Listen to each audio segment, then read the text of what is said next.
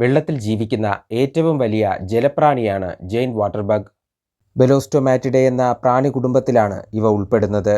ഏതാണ്ട് 4 ഇഞ്ച് വലിപ്പമുള്ള ഈ പ്രാണി തന്നേക്കാൾ അനേകമടങ്ങ് വലിപ്പമുള്ള ജീവികളെപ്പോലും പിടികൂടി ഇരയാക്കും. വാൽമാക്രികളും മീനുകളും ആമകളും എന്തിനേറെ കുഞ്ഞൻ പാമ്പുകളെപ്പോലും പിടികൂടി അകത്താക്കുന്ന ഭീകരനാണ് ഈ പ്രാണി. വെള്ളത്തിലിറങ്ങുന്ന മനുഷ്യരുടെ കാൽവിരലുകളിൽ കടിക്കുന്നതിനാൽ ടോ ബൈറ്റർ എന്നും ഈ പ്രാണികളെ വിളിക്കാറുണ്ട്. ഇവരുടെ കടി വളരെ വേദനാജനകമാണ്.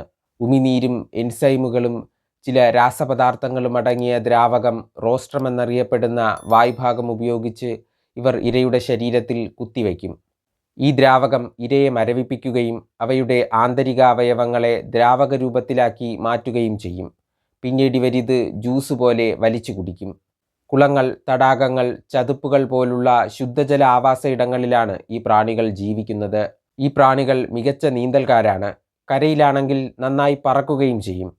ഇലക്ട്രിക് ബൾബുകളുടെ പ്രകാശത്തിൽ ആകൃഷ്ടരായി അതിനു ചുറ്റും പറക്കുന്നതിനാൽ ഇലക്ട്രിക് ലൈറ്റ് ബഗ് എന്ന പേരിലും ഇവ അറിയപ്പെടുന്നു. ഉണങ്ങിയ ഇലകളുടേതിന് സമാനമായ നിറമായതുകൊണ്ട് തന്നെ നിലത്തെവിടെയെങ്കിലും പതുങ്ങിയിരുന്നാലും ഇവരെ എളുപ്പം കണ്ടെത്താൻ പറ്റില്ല. വെള്ളത്തിലായിരിക്കുമ്പോൾ ശ്വസിക്കുന്നതിനായി ഇവർ ഇടയ്ക്കിടയ്ക്ക് ജലോപരിതലത്തിന് മുകളിലേക്കെത്തും. ഇവരുടെ ശ്വസന സംവിധാനത്തിനും ചില പ്രത്യേകതകളുണ്ട്. ടോ ബൈറ്ററിൻ്റെ അബ്ഡോമൻ അഥവാ ഉദരഭാഗത്തിൻ്റെ ഏറ്റവും പിറകിലായി റെസ്പിറേറ്ററി സൈഫൺ എന്നറിയപ്പെടുന്ന ഒരു ജോഡി ട്യൂബുകളുണ്ട്. ശ്വസിക്കാനായി വെള്ളത്തിന് മുകളിലേക്കെത്തുന്ന ടോ ബൈറ്റർ തലകീഴായി നിന്ന് ഈ ബ്രീത്തിങ് ട്യൂബിനെ വെള്ളത്തിന് മുകളിലേക്ക് ഉയർത്തിപ്പിടിച്ച് അന്തരീക്ഷവായു വലിച്ചെടുക്കും. ശരിക്കും ഇതൊരു സ്നോർക്കൽ പോലെയാണ് പ്രവർത്തിക്കുന്നത്.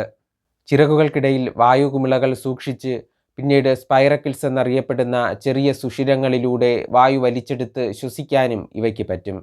ഇവയുടെ പ്രത്യുൽപാദന രീതിയും കൗതുകകരമാണ്. ആൺ ടോ ബൈറ്റർ മുട്ടകളെ പുറത്ത് ചുമന്നുകൊണ്ട് നടക്കും. വിരിയുന്നത് വരെ അവർ മുട്ടകളെ ഇപ്രകാരം സംരക്ഷിക്കും. തായ്ലൻഡ് പോലെയുള്ള ചില രാജ്യങ്ങളിൽ ഈ പ്രാണികൾ ഇഷ്ടഭക്ഷണമാണ്.